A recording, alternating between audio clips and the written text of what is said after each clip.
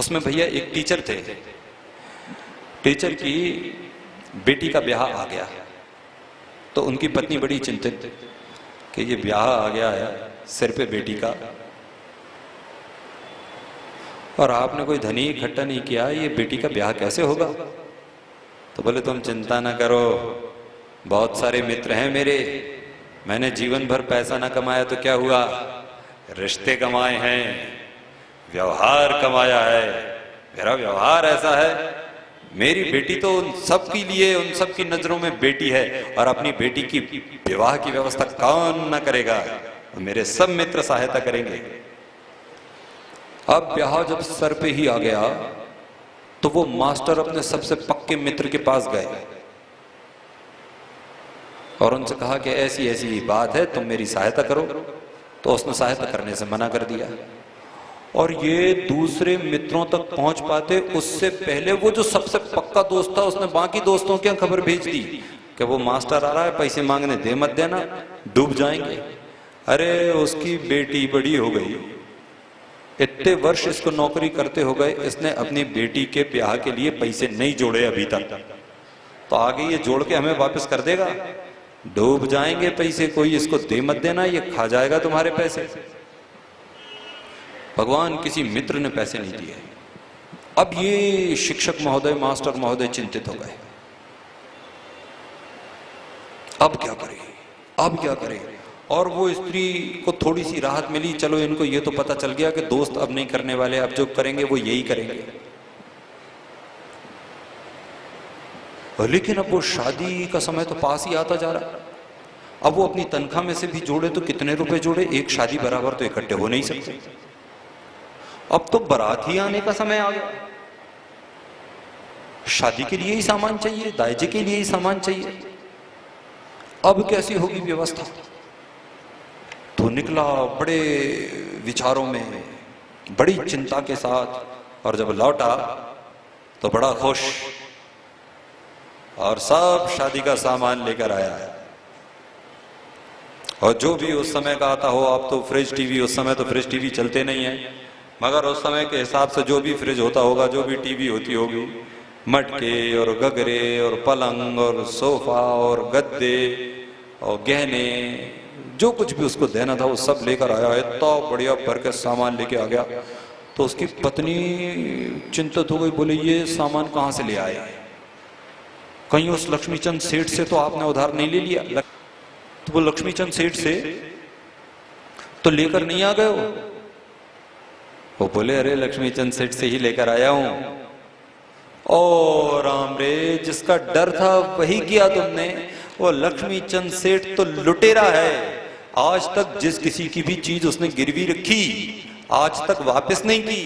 पैसे तो वापस ले लेता है, गिरवी रखा सामान वापस नहीं देता है। इतना छल करता है, इतना कपटी है भैया। कितने लोग तो इस शहर में उसके व्यवहार के, उसकी चालाकी के मारे हुए हैं।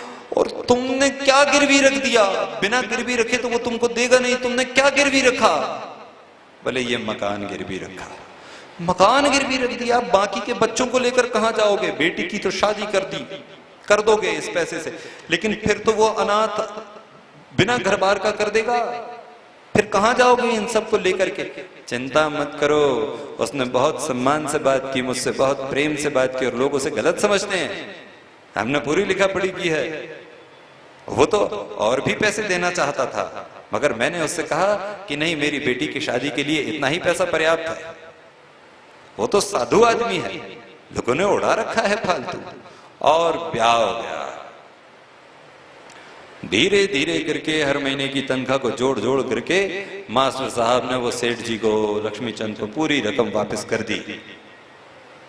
वापस आ गए, महीना भर भी नहीं हुआ भगवान, और नोटिस आ गया उस सेठ का भेजा हुआ अदालत से कि मास्टर साहब, आपने जो लक्ष्मीचंद सेठ से कर्जा लिया था उसकी अभी आपने एक पाई भी वापस नहीं करी है, और आपका समय निकल गया है।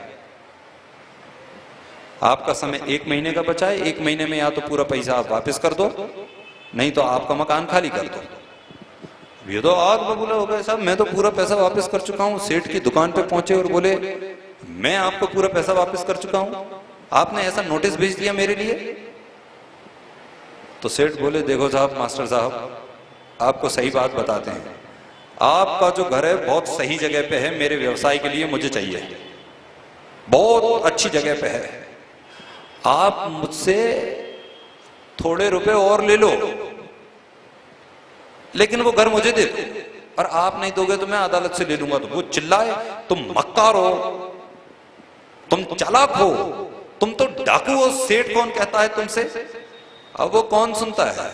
सेठ ने अपने कर्मचारियों को बुलवाया, उसे बाहर फेंकवा दिया। अब वो मास्टर वकीलों के पास जाए कि हमारा केस लड़ दो, तो सारे वकील कहें कि भैया तुम्हारा केस में दम ही नहीं है, तुम तो हार जाओगे, और मैं खुद लड़ूंगा। ठीक है, तैयारी हो गई किसी तरीके से। तो भैया पूछा अदालत में, कागजों में, कि तुमने सेठ लक्ष्मीचंद से पैसे लिए थे? हाँ लिए थे। कितने लिए थे? कि इतने लिए थे। फिर तुमने वापस क्यों नहीं किए? वापस कर देते तुम्हारा ये मकान का नोटिस नहीं आता। बोले वापस किए, इतने पैसे तब किए, इतने पैसे तब किए, इतने पैसे तब किए, बयान लिखे गए उनके कि इतने पैसे तब, इतने पैसे तब, इतने पैसे तब वापस किए, और पूरे पैसे वापस कर दिए। अब ठीक है, आप ये बयान तो दे रहे हो, लेकिन सेठ के पास जो बही खाता है उसमें तो आपकी वापसी का कोई जिक्र नहीं है, आपको दिए थे उसका जिक्र है। बोले साहब ये बही गलत है, मैंने ये पैसे दिए हैं, कोई गवाह है तुम्हारे पास? हाँ है। तो कौन है? मां की बिहारी। मां की बिहारी? अच्छा ठीक है। इनके पिताजी का नाम? नंद बाबा। इनका पता? वृंदावन। भगवान नाम लिख लिया गया, तारीख लगी गवाही की, गवाही की तारीख लगी, हरकारा बाहर निकला। अब ये तो प्रार्थना करते जाएं रोज के, बांके बिहारी जी लाज रखना, जरूर आना, लाज रखना, जरूर रखना। और मेरा क्या जाएगा, आपका चाकर हूं, मेरी लाज गई तो आपकी लाज जाएगी, ये प्रार्थना करे। और वहां गवाही के लिए आवाज लगी, बांके बिहारी वल्द नंदराज जी, ग्राम वृंदावन हाजिर हों। 3 आवाज लगती है ना, तो 1 आवाज लगी नहीं आए, 2 आवाज लगी नहीं आए, तीसरी आवाज लगी तो भी नहीं आए। नहीं आए तो ये चौंका कि मुझे तो, मेरे तो आप ही हो गिरधर गोपाल, आप नहीं आओगे तो मैं तो अब सड़क किनारे रहूंगा, और मेरे 2 बच्चे, मेरी पत्नी, मैं इनको लेके कहां जाऊंगा? क्या भीख मांगूंगा मैं? भीख मांग मांग के कोई झोपड़ी बनाऊंगा? हे कृष्ण लाज रखो, तुम नहीं आओगे तो तुम कौन है मेरा? फिर कौन मुझे सहारा देगा? दुर्बल है बलधाम पुकार्यो आए आधे नाम, जब तक गज बल अपनों पर क्यों नेक सरयो नहीं काम। गज ने भी निर्बल होकर तुम्हें पुकारा था, तुम आए। द्रौपदी ने तुम्हें पुकारा, तुम आए, और तुम आए नहीं। वो लोटे लगाए घर में, रात को रोए। शरीर में जो तकलीफ होती है मन के तकलीफ के चलते, वो तकलीफ उसको होए, और वो वाकई लोटे, और लोटते लोटते रात में 2 बजे 3 बजे न जाने कब उसकी आंख लगी, और आंख में जब सपना आया तो कन्हैया लाल उस सपने में आ गए। तो उसने आक्षेप किया, कृष्ण तुम आए नहीं, मैंने तुम्हें गवाह बनाया, और तुम ही तो केवल साक्षी हो, तुम ही तो कण कण के साक्षी हो, पल पल के साक्षी हो, तुम आए नहीं। तो बोले तुमने बुलाया ही नहीं, और कह के अदृश्य हो गए। और ये अगले दिन सुबह उठा, कोर्ट की अगली तारीख है, तारीख कब है? कब है? तब है। ये बताओ, गवाह को जो सूचना भेजी जाती है, तुमने वो गवाह को सूचना भेजी थी कि नहीं? वो तो नहीं भेजी। सब हंस रहे बाबू लोग के गवाह को सूचना भेजी जाएगी क्या? कृष्ण को सूचना भेजी? कौन ये हिम्मत करेगा कि कृष्ण कहे अदालत में हाजिर हो? मरना किसी को? कोई नास्तिक हो तो बात और है। तो सम्मन ही नहीं भेजा था गवाह को, जो भेजा जाता है। तो उन्होंने कहा भेजो। अगले दिन पूछने गया कि तुमने सम्मन भेजा? नहीं भेजा। पागल हो गए तुम मास्टर साहब, रुपए की बात आई तो। बोले अच्छा तुम सम्मन बनाओ, लेके मैं जाऊंगा। उसने सम्मन बनाया, मास्टर जी चले लेके।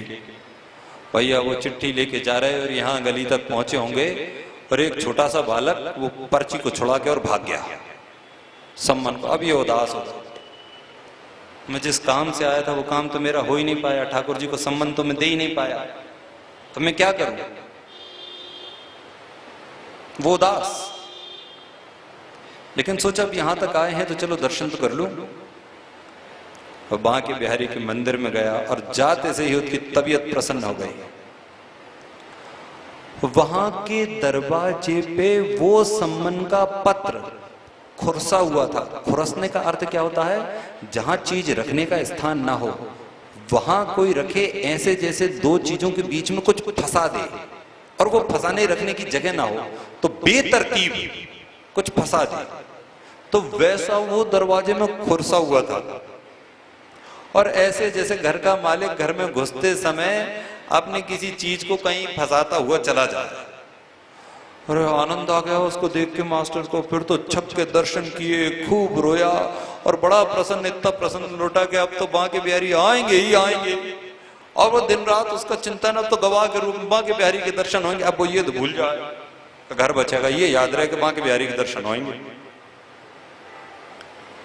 भगवान वो आ गया, दिन आखिरकार गवाही का। अदालत में आवाज लगी, बांके बिहारी बल्द नंदरार हाजिर हों। और एक युवक, थोड़ा लंबा आदमी, थोड़ी सी उसकी दाढ़ी के ठुंठे उग रहे, बाल, ऊपर से कंबल पुराना सा, फटा पुराना सा, और नीचे आधी धोती, जो ग्वाल पहनते हैं ना, गोपाल जो पहनते हैं, वो आधी धोती पहने और सिर पे वो रुमाल लपेटे, पगड़ी जैसा वो लपेटे, अदालत में आकर खड़ा हो गया गवाह के कटघरे में कि तुम कौन? जब पूछा गया, हजूर। देखो, वो जो सबका हजूर है वो अपने एक भक्त के लिए अदालत में खड़े होके एक छोटे से जज को कहता, हजूर। हजूर, मैं बांके बिहारी, तुम्हारे पिता का नाम नंदलाल, गांव नंदराज जी, मेरे पिता का नाम नंदराज, ग्राम वृंदावन। तुम इस चीज के गवाह हो क्या कि लक्ष्मीचंद सेठ ने इस मास्टर को पैसे दिए? हाँ हूं। कितने पैसे दिए? इतने पैसे दिए। क्या इनने पैसे लौटाए मास्टर जी ने? जी सरकार लौटाए, मैं गवाह हूं। कब कब लौटाए और कितने कितने लौटाए? तो जो हिसाब इन मास्टर्स ने बताया था वही बांके बिहारी ने बताया। इस दिन इतने इतने बजे इस जगह पे लक्ष्मीचंद सेठ को इनने पूरे चुका दिए और इस तरीके से ब्याज समेत पूरे पैसे चुका दिए। और ये जो लक्ष्मीचंद सेठ ने ये नोटिस भेजा है घर लेने के लिए, ये मक्कार है, ये झूठा है। तुम्हारे पास इस बात का क्या प्रमाण है कि जो तुम बोल रहे हो वो सही है? प्रमाण मेरे पास हो ना हो हजूर, ये लक्ष्मीचंद सेठ के पास है। ये दो बहियां रखता है, दो बही रखता है। एक बही तो असली रहती है, उसमें सच्चा हिसाब रखता है, और दूसरा अदालत को दिखाने के लिए रहता है। तो कहां है वो बही? हुजूर चलो मेरे साथ, और ये सेठ को भी ले चलो, नहीं तो ये बदलवा देगा जल्दी से जाकर। भगवान वो बांके बिहारी नाम का व्यक्ति उनको लेकर गया सबको। उसने कहा, अलमारी खोलो, ये वाला पलड़ा खोलो, इसमें ये दराज खोलो, इसमें ये बही है, ये असली है, और ये बही है जो नकली है। इस बही को खोलो तो जहां जहां लक्ष्मीचंद सेठ के बारे में बताया था बांके बिहारी ने कि इतने इतने समय इतना इतना पैसा दिया, वो सब हिसाब उस पेज नंबर पे उस बही में मिला। वापस लौटे सबके सब, और अदालत में फिर ज्यादा समय नहीं लिया। वो गवाही करवाती है, उसके कितने समय बाद फैसला देती है। अदालत ने तुरंत फैसला दिया। उसने फैसला दिया, क्या फैसला दिया वो तो आप सबको अब समझ ही आ गया होगा कि ये मकान इस मास्टर का ही है। सेठ ने चालाकी की थी तो ये मकान मास्टर का मास्टर के पास रहने दिया जाए। और ये कह के जज ने फैसला लिखा और अपनी पेन की जो नोक होती है ना, वो नोक उसने तोड़ दी। भगवान, पेन की नोक कब तोड़ी जाती है? जब फैसला सुनाओ तो। जब किसी को मृत्यु की सजा दो तब जज अपना पेन का मुंह तोड़ देता है। ये जज ने मृत्यु की सजा दी, लेकिन किसको? खुद को। उसने कहा, ये शरीर, ये जीवन बहुत हुआ, अब जो अभी तक मैं जीवन जी रहा था वो इस दुनिया का था, अब वो जो कुछ था ये जज, ये मर गया। अब मैं कृष्ण कच्चा कर आज पैदा हुआ। भगवान वो जज वहां से घर नहीं गया, वहां से वृंदावन। वो वकील जो लक्ष्मीचंद का था, वृंदावन। वो बाबू जिसने उस कोर्ट में हिसाब लिखा, सब कुछ छोड़ के साथ में वृंदावन। ये बांके बिहारी की गवाही है। ये चमत्कार की बात है, लेकिन बात यह है कि कई बार हम में से कईयों के साथ वो चमत्कार नहीं होता, क्योंकि हमारी श्रद्धा व्यभिचारिणी है। अरे हम उस श्रद्धा से ये प्रार्थना करते हैं कि बांके बिहारी हमारी लाज रखेंगे। अरे रखेंगे, वो बात पकड़ने की नहीं है मेरे भाई बहन। जो बात पकड़ने की है वो ये है कि हमारी लाज रखी है, हम पर कृपा करी है।